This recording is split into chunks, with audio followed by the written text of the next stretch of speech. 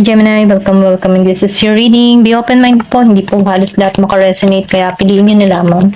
And thank you nga po pala sa mga nag-subscribe, lalo na sa mga bumabalik. Marami pong salamat. Meron ka ditong 3 of Cups reverse. Give me the message. So nakikita ko dito yung iba sa inyo, meron ka ditong tao na ka-group na ayaw yung ayaw yung plano mo, okay? Pwede rin sabihin sa trabaho to, okay? Or pwede rin sa school or sa family. Meron ditong hindi nagkakasundo-sundo, ganyan. Give me the message.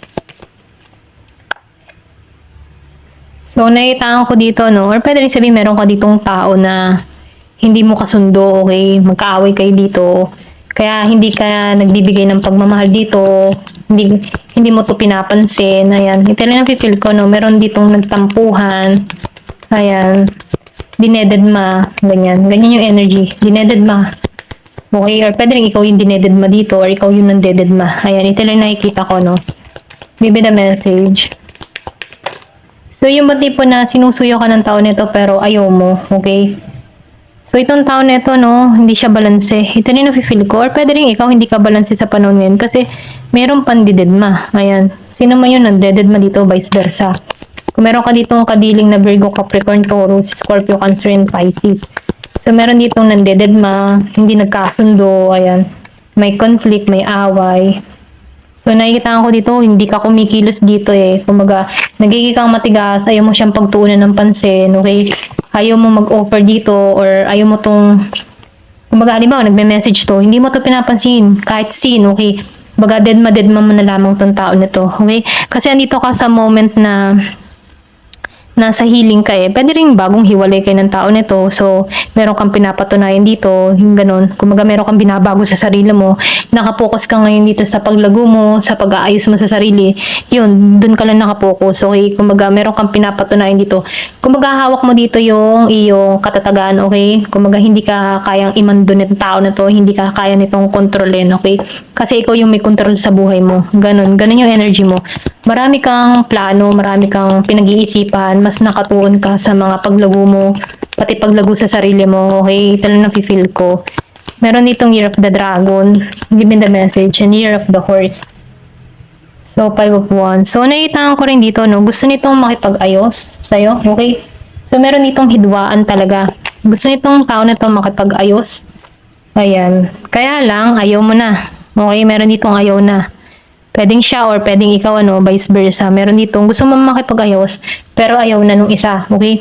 Kasi nakikita ko dito na pinanghihinaan siya dito eh, or pwede rin sabihin na nakikitaan ng tao nito na, or ikaw, kung ikaw man dito, yung umayaw, nakikitaan mo dito sa tao nito na walang gana, walang buhay, ganyan. Kumbaga, hirap lang. Pahirap, ganun, pahirap. Pero nafe-feel ko dito eh, andun pa rin yung pagmamahal, or pwede rin sabihin, kaya kayo nagkaroon dito ng conflict, meron kang natuklasan dito, merong umahas, okay? Kasi nafe-feel ko dito, ayan may ahas. Mahal niyo yung bawat isa pero may gumulo sa connection. So, nahirapan ka dito. Feeling mo dito nagdusa ka, okay? Yun, pwede rin sabihin nasaktan ka. Ganun yung energy mo, okay? So, nakita ko dito na hinahanap mo yung balanse mo, okay? Nakatuon ka ngayon sa yung paglago, binabawi mo yung katatagan mo, yung lakas mo, yung nawala sa'yo. Ganon yung energy mo. Kasi mahirap na yung sitwasyon eh. Ayaw mo na ng ganito. Kaya meron ka ditong dinededma. Ayan, ito na nakikita ko, no? So, pig. Meron ka ditong greedy or beware of greed. So, sasabihan ko dito, no? Or pwede rin sabihin na meron ka ditong tao na masyadong gahaman, okay? Ito na yung nakikita ko. Merong Year of the Pig. Give me the message. Gahaman tong tao nito or pwede rin sabihin pinagdadamutan ka nito. Kasi nakikita ko dito sa 5 of Pentacles. Makasarili, okay? Pinanghinaan ka dito. Mahirap na sitwasyon, okay? So, meron tong mga hindi nagtagumpay na plano, okay? Or pwede rin may mga plano kayo before pero hindi naging matagumpay kasi merong ahas, merong Year of the Snake. Pero ganun pa man, nakikitaan ko dito na meron ditong bagong mangingibig, okay?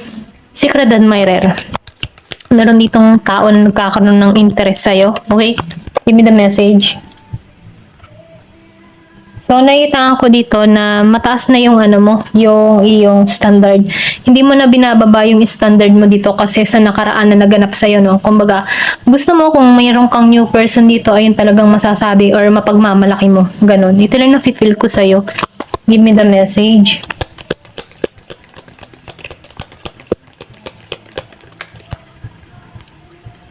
So nakikitaan ko rin dito, nagbubukas ang mga oportunidad para sa'yo or maraming opportunity yan. Maraming oportunidad na naghihintay sa'yo. Ayan.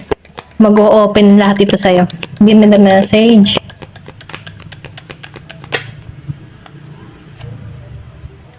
So, nakikitaan ko rin dito, no, yung mga, meron kang hinihiling matagal na. Meron kang wish dito.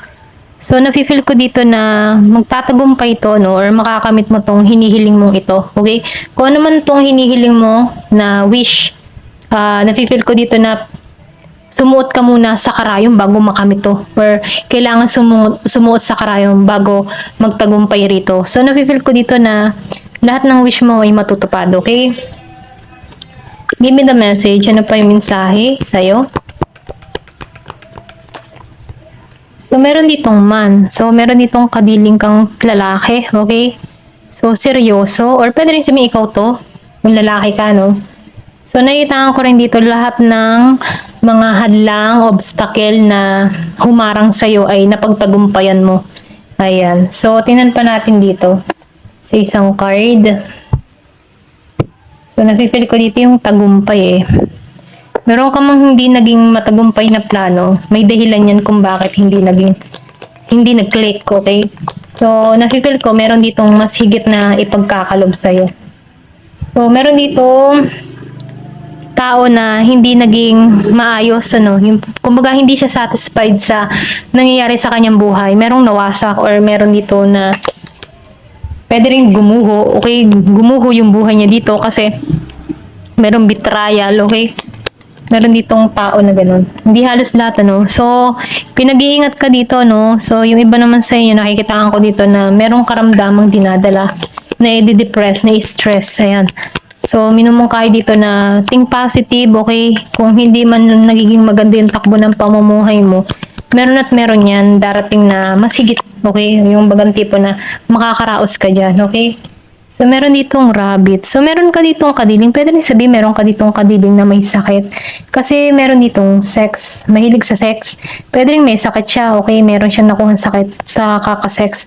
Yung iba, no, hindi halos lahat. Kung meron ka ditong tao, kasi nafe-feel ko dito may tukso, meron ditong tao na, or meron ka ditong kadiling na mahilig sa ganito, okay? Kaya, meron siyang nakukuhang sakit dito. So, nafe-feel ko dito na nagiging masirable to. Ito lang nafe-feel ko kasi dito sa Five of Pentacles, meron tong sakit, okay? Ito lang nakikita ko. Ayan, ito lang nakikita ko, no? Meron dito nagkakasakit, okay?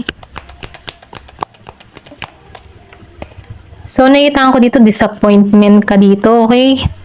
So, meron ditong hiwalayan talagang naganap. So, hindi halos lahat sa part na to, no? So, piliin mo na lang kung energy mo to, okay? Kasi, nakikita ko dito, meron ditong kinat, okay? Na-disappoint ka dito. Pwede rin sabihin na may sakit to, okay? Ayan. Merong year of the rabbit, year of the snake, year of the horse, year of the dragon, ayan, year of the pig. So, piliin nyo kung part nyo.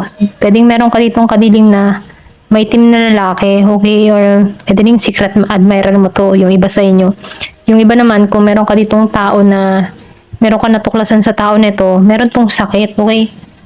Ayan, give me the message.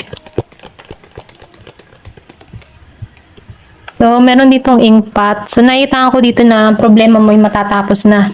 O naman yung mga problema mo ay matatapos na. So, sinasabihan ko dito, sundin mo yung intuition mo, sundin mo yung kutob mo, no? Kasi nakikita ko dito na kapag sinusunod mo yung kutob mo, malaking benepisyo yun sa'yo para maiiwas mo yung sarili mo sa mali, okay? Or parang meron kang babala, ganyan. Kaya may naman, no, sundin mo yung instinct mo kasi meron magandang pangyayari. Ayan, nakikita ko dito, no? Meron ditong pera, meron kasaganahang parating sa'yo. So, magtatagumpay ka dito, no? So, nakikita ko dito na meron ka dito gagawin, kumbaga maglalakas loob ka dito kasi magbubukas ang oportunidad para sa'yo, okay? Lahat ng mga pangarap mo ay matutupad, magdadala to ng pera sa'yo. nafe-feel ko dito na meron ka man mga pagsubok na kinaharap, okay? Naging masakit man ang nakaraan mo or meron kang ditong love life na hindi naging matagumpay, okay? Itong taon nito ay may sakit, okay? Yung iba sa inyo, hindi halos lahat. Pero ganun pa man, nafe-feel ko dito na mas biniles ka dito kasi meron dito patungo sa'yo, okay? Nabiyaya, kasaganahan, and then nahihitaan ko rin dito na sundin mo yung instinct mo, sundin mo yung intuition mo, dahil ito ay malaking benepisyo para sa'yo, okay? Ito lang nakikita ko. Ayan, para maiiwas ka, okay? Kung may kutob-kutob ka na, huwag ka nang tumuloy, okay? Ito lang yung mensahe. Ayan, thank you for watching. Love and peace.